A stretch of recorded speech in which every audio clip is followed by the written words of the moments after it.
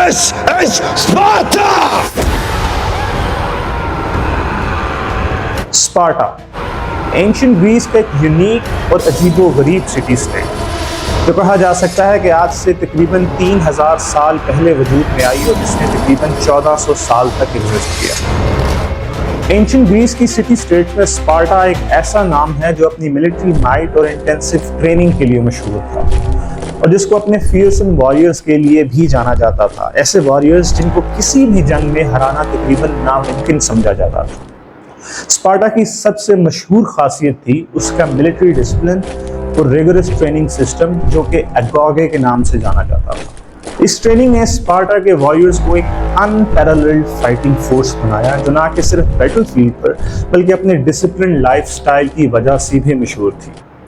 Greece के map पर Sparta पेलोपोनेस के साउदर्न पार्ट में वाक़या था। ये एक सिटी स्टेट था जो अपनी मिलिट्री स्ट्रेंथ के अलावा अपने यूनिक सोशल सिस्टम के लिए भी मशहूर था। ग्रीस की बाकी सिटी स्टेट्स जैसे कि एथेंस अपनी डेमोक्रेसी और इंटेलेक्चुअल अचीवमेंट्स के लिए जाने जाते थे, लेकिन स्पार्टा ने अपनी डिसिप्लिन लाइफस्टाइल और मिलिट्री पावर्स से अपनी एक अलग पहचान बनाई।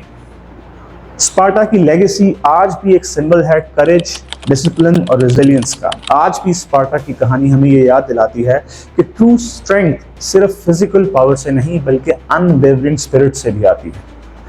And because of this famous movie 300 आज भी स्पार्टा या स्पार्टन्स का जिक्र हो तो वो जंग जहन में आती है जिसमें 300 वॉरियर्स ऑफ स्पार्टन आर्मी जिनको किंग लियोनाइडस लीड कर रहे थे का सामना था around 300,000 warriors of Persian army led by king ज़र्क्सीस।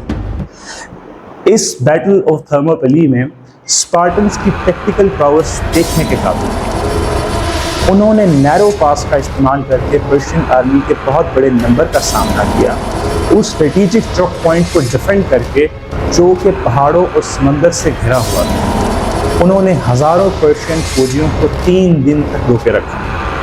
Exact count तो नहीं पता मगर मॉडर्न हिस्टोरियंस के मुताबिक पर्शियंस की कैजुअल्टीज हज़ारों में थी। स्पार्टा एक मिलिट्री स्टेट थी, मगर एक मिलिट्री स्टेट क्या चीज़ है, यानी एक फौजी रियासत क्या चीज़ है।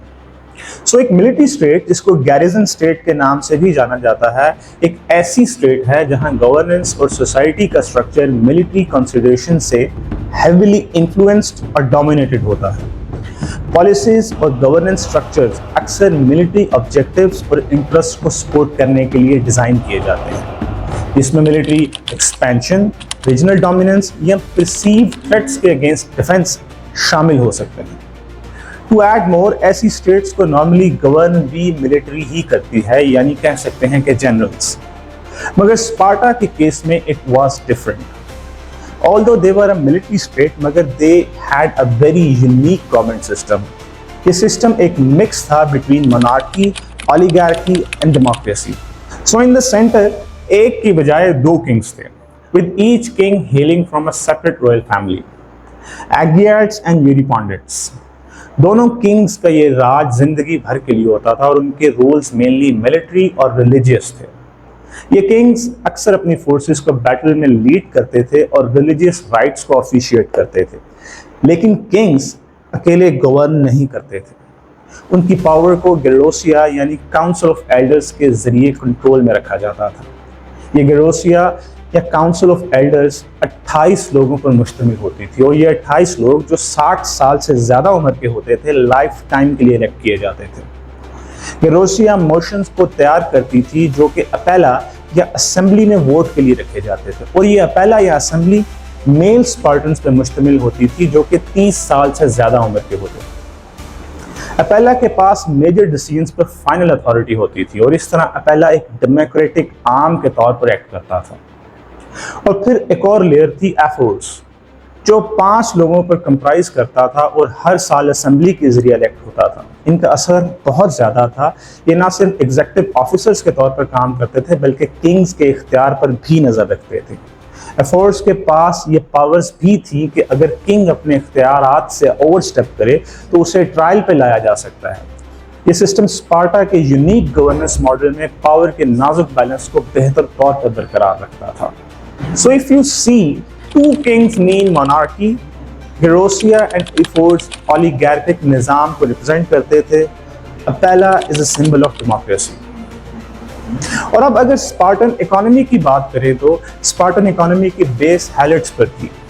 ہیلٹس جو لوکل سرفس یعنی ایگریکلچرل لیبر تھے کھیتی باڑی اور مینول لیبر کے کام کرتے تھے اور اپنے ماسٹرز یعنی اسپارٹن سٹیزنز کے لیے کراپس اور ریسورسز پرووائڈ کرتے تھے. اسپارٹن سٹیزن جو پرائمریلی واریئرز تھے اپنے وقت کا زیادہ حصہ ملٹری ٹریننگ اور ڈیفنس ڈیوٹیز میں گزارتے تھے, اس لیے انہیں ایگریکلچر اور مینول لیبر سے بچانے کے لیے ہیلٹس کا یوز کیا جاتا تھا. ٹریڈ اور کامرس اسپارٹا کی اکانومی کا میجر پارٹ نہیں تھے. اسپارٹا نے ٹریڈ کو اوائڈ کیا کیونکہ ان کا ملٹری سینٹرک لائف سٹائل اور آئسولیشنسٹ پالیسیز کی وجہ سے وہ ایکسٹرنل انفلوئنسز اور پوٹینشیل کنفلکٹ سے بچنا چاہتے تھے. ٹریڈ کو اسپارٹن ویلیوز اور سوشل سٹیبلٹی کے لیے تھریٹ بھی سمجھا جاتا تھا. اب ٹھیک ہے کہ اسپارٹا ایک ملٹری سینٹرک سوسائٹی تھی, but what made them so special, اور انہوں نے اپنے آپ کو ایک فارمیڈیبل فورس کیسے بنایا, یعنی اپنے آپ کو اتنا پاورفل کیسے بنایا. یہ صرف جنگیں جیتنے کی وجہ سے نہیں تھا بلکہ جنگی اصولوں کے ساتھ ان کی انکنڈیشنل کمٹمنٹ کی وجہ سے تھا. ان کی زندگی کے ہر اسپیکٹ میں ایک ہی مقصد تھا, to create and maintain a society of warriors. اور اسی مقصد کے لیے ان کی rigorous training, strict discipline and mindset ان کو سب سے الگ بناتا تھا. اسپارٹن واریئرز کی ٹریننگ بچے کے پیدا ہونے سے ہی شروع ہو جاتی تھی. اسپارٹا کے بچوں کو جو ٹریننگ دی جاتی تھی اس ٹریننگ کو اگر آج کے کانٹیکسٹ میں دیکھیں تو وہ ہمیں ایک ٹرامیٹک اور ہارش ایکسپیرینس لگے گا, لیکن اسپارٹا میں پیدا ہونے والے ہر ایک میل بچے کے لیے یہ ٹریننگ ضروری تھی, اور یہ ٹریننگ اسپیشل سسٹم کے تحت دی جاتی تھی جس کو ایگاگے کہا جاتا ہے. ایگاگے ایک ایسا اسپارٹن ٹریننگ اور ایجوکیشنل سسٹم تھا جو کہ چھوٹی ایج سے ہی بچوں کو لائلٹی, ڈسپلن اور ملٹری سکلز کی تربیت دینے لگ جاتا تھا. یہ سسٹم ہارش, ایکسٹریم اور کبھی کبھی کول میتھڈز کا استعمال کرتا تھا تاکہ لڑکوں کو اسپارٹن سٹیزنز اور جنگجو بنایا جا سکے. بچے کے پیدا ہونے پر لیش نامی ایک جگہ پر اسپارٹن سوسائٹی کے کچھ بڑے اور بزرگ انسپیکشن کرتے تھے تاکہ یہ دیکھا جا سکے کہ بچہ ان کے سٹینڈرڈز کے مطابق بالکل فٹ ہے یا نہیں. یعنی وہ نیو بورن بچہ اسپارٹن سٹینڈرڈز کے اکارڈنگ اتنا ہیلدی ہے کہ وہ واریئر بن سکے اور اس کی سختیاں برداشت کر سکے. اگر بچے کی انسپیکشن میں مسئلہ نکلے یا کوئی ڈیفارمٹی ہو تو اس بچے کو ابینڈن کر دیا جاتا تھا, اور یہ اسپارٹنز کے لیے ایک عام سی بات تھی. ایسے بچوں کو ماؤنٹ ٹائگریٹس کے قریب ایک جگہ اپاتھرٹی پر چھوڑ دیا جاتا تھا تاکہ وہ خود ہی مر جائیں یا کسی جانور کی خوراک بن جائیں. Seems pretty inhumane, right? آج کل کے دور میں ایسا ہو تو ہیومن رائٹس اور نہ جانے کون کون سے ادارے آپ کے گلے پڑ جائیں, لیکن اسپارٹنز کے اس عمل کا مقصد صرف یہ تھا کہ وہ اپنی اسپارٹن کمیونٹی میں صرف ایسے مرد رکھنا چاہتے تھے جو کہ مینٹلی اور فزیکلی اسٹرانگ ہوں. سروائیول آف فٹسٹ کو کافی سیریس لے لیا تھا انہوں نے. پھر برتھ پہ انسپیکشن کے بعد اگر بچہ بالکل فٹ اور ہیلدی ہے تو 7 سال کی ایج تک اسے گھر میں ہی اسٹرکٹ سپرویژن میں بیسک ایجوکیشن, فزیکل اسٹرینتھ اور اسپارٹن ویلیوز کی ٹریننگ دی جاتی تھی. اور بچے کے پیرنٹس سے یہ ایکسپیکٹ کیا جاتا تھا کہ وہ اتنی کم عمر سے ہی بچے کو فزیکلی چیلنجنگ انوائرمنٹ دیں تاکہ اس بچے کی اپ برنگنگ ہی اس طریقے سے ہو سکے کہ وہ بڑا ہو کر اسپارٹن واریئر بن سکے.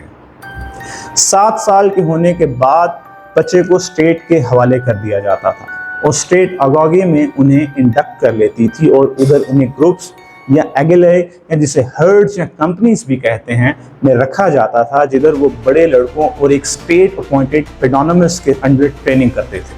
ٹریننگ میں زیادہ ڈیفرنٹ ٹائپس کی ایکسرسائزز, گیمز اور بیسک لیول کی پڑھنے لکھنے کی تربیت ہوتی تھی, جبکہ اصل زور اس چیز پر ہوتا تھا کہ بچوں کو اسٹرانگ بنایا جائے, انہیں سختیاں برداشت کرنی سکھائی جائیں اور ساتھ ہی ساتھ آرڈرز کو اوبے کرنا بھی سکھایا جائے. ہسٹورینز کے مطابق جو بچہ ججمنٹ میں بہترین اور سب سے زیادہ بہادر نظر آتا تھا اسے کمپنی کا کیپٹن بنا دیا جاتا تھا. باقی سب بچے کیپٹن کے آرڈرز اور اس کی پنشمنٹس قبول کرتے تھے. اس سب کا مقصد ارلی ایج میں ہی اوبیڈینس سکھانا تھا. وہاں انہیں نہ صرف لڑنا سکھایا جاتا تھا بلکہ کھانا چرانا, اپنے ذہن کو ڈسپلن کرنا اور سب سے ضروری بات ایک ساتھ کام کرنا بھی سکھایا جاتا تھا. بلکہ ایگاگے میں بنائے گئے دوست اور بردرہڈ اسپارٹن آرمی کی سب سے بڑی طاقت تھی. کسی بھی سولجر کو دوسرے سے زیادہ امپورٹنٹ نہیں سمجھا جاتا تھا اور گروپ سروائیول میں ہر کوئی اپنے رول سے بخوبی واقف تھا. 12 سال کی ایج پر اس ٹریننگ میں مزید شدت آ جاتی تھی. ہسٹورینز کے مطابق انہیں صرف ایک کپڑا دے دیا جاتا تھا اور وہ پورا سال صرف ایک کپڑے پر ہی گزارا کرتے تھے تاکہ وہ سردی اور گرمی کی شدت کو صرف اسی ایک کپڑے کے سہارے برداشت کرنے کے قابل ہو سکیں۔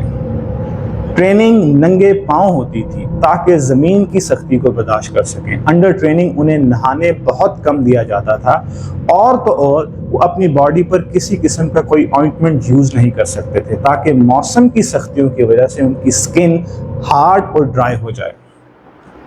فزیکل ٹریننگ میں hand to hand combat, stealth tactics, art of hunting اور بہت سی انڈیورنس چیلنجز شامل ہوتے تھے۔ ایجوکیشن وائز اسپارٹن ویلیوز ہمیشہ فوکس میں ہوتی تھی تاکہ انہیں زندگی کا مقصد بار بار یاد دلایا جا سکے۔ اس کے علاوہ mutual trust, loyalty to state اور جنگ کے حوالے سے پراپر ایجوکیٹ کیا جاتا تھا۔ اگاگے میں ٹریننگ انتہائی سخت تھی، لیکن اگر ایک اسپارٹن اسے کمپلیٹ کر لیتا 20 سال کی عمر میں تو اسے زمین اور بہت سارا سوشل کریڈٹ دیا جاتا۔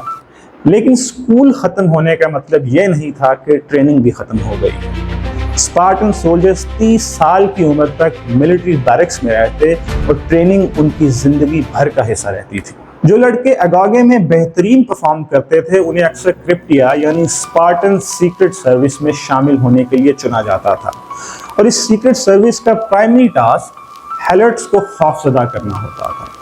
ہیلٹس اسپارٹن سوسائٹی کی بیک بون تھے کیونکہ وہ سب مینول لیبر پرووائڈ کرتے تھے، لیکن کیونکہ وہ غلام تھے یعنی جن کے پاس کوئی رائٹس نہیں تھے، اس لیے وہ اکثر بغاوت کرتے تھے، اور اسے روکنے کے لیے کرپٹیا دیہاتی علاقوں میں گھومتی تھی اور جیسے انہیں ٹھیک لگتا تھا وہ ہیلٹس کو مارتے پیٹتے تھے اور قتل کرتے تھے۔ پھر جنگ کی بات کریں تو اسپارٹنز نے فیلنکس فارمیشن کو بھی ماسٹر کر لیا تھا۔ فیلنکس فارمیشن ایک ملٹری ٹیکٹک تھی جہاں سولجرز ایک ٹائٹ شیلڈڈ لائن میں ارینج کیے جاتے تھے۔ ہر سولجر کی شیلڈ اگلے سولجر کو کور کرتی تھی اور لمبی سپیئرز یا پائکس کے ساتھ فرنٹ لائن کو سیکیور کیا جاتا تھا۔ یہ فارمیشن ایک اسٹرانگ ڈیفینسو لائن بناتی تھی جو اینیمی کے اٹیکس کو وِتھسٹینڈ کر سکتی تھی اور ساتھ ہی کوآرڈینیٹڈ اٹیکس کے لیے بھی ریڈی رہتی تھی۔ انٹرسٹنگلی تمام گریکس فیلنکس فارمیشن کے ساتھ ہی لڑتے تھے، مگر اسپارٹن سے بہتر یہ فارمیشن کوئی نہیں یوز کرتا۔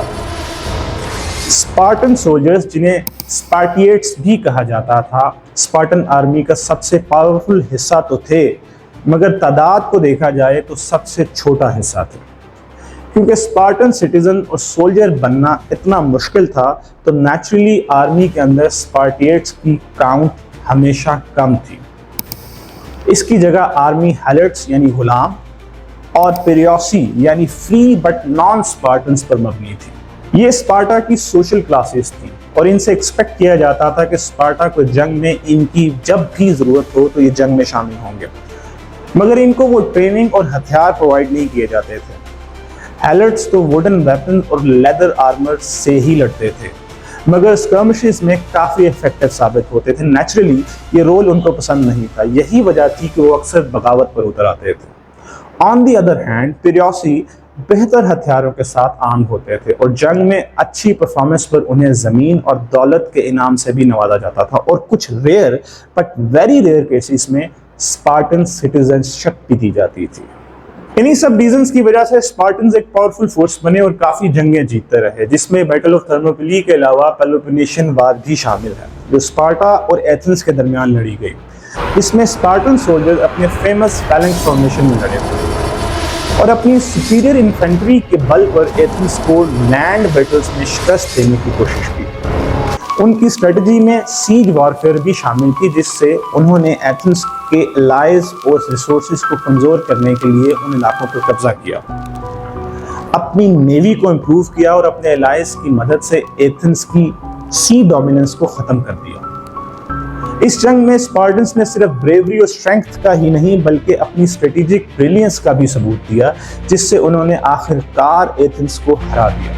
کئی برس تک چلے اس کانفلکٹ نے گریس کو بہت نقصان پہنچایا اور اس جنگ کے نتائج نے گریس میں پولیٹیکل اور سوشل ڈائنامکس کو بدل دیا، اور اتنے عرصے تک چلی جنگ نے دونوں سائڈز کو ویک بھی کر دیا، جس کا فائدہ آخر کار میسیڈونینز نے اٹھایا۔ آخر میں کہیں تو اسپارٹنز کبھی بھی 8000 اسپارٹیٹس سے زیادہ نہیں ہوئے، لیکن ان کی آرمی کا شمار اینشنٹ ہسٹری میں اسٹرانگسٹ آرمیز میں ہوتا ہے کیونکہ اسپارٹنس کو صدیوں تک کوئی نہ ہرا سکا۔ مگر آخرکار کسی نے اسپارٹنس کو ہرانے کا طریقہ ڈھونڈ لیا۔ پہلے تھیبنز نے بیٹل آف لیوٹرا میں، پھر الیگزینڈر دی گریٹ کے انڈر میسیڈونینز نے، اور پھر بعد میں رومنز نے انہیں شکست دی۔ لیکن اس سب سے پہلے اسپارٹن آرمی ایک ایسی قوت تھی جسے نظر انداز نہیں کیا جا سکتا تھا۔ یہی وجہ تھی کہ اسپارٹا پرانی گریس کی سب سے مشہور سٹی اسٹیٹس میں ایک پرومیننٹ اسٹیٹ بن گیا تھا۔ امید ہے یہ ویڈیو آپ کو پسند آئی ہوگی۔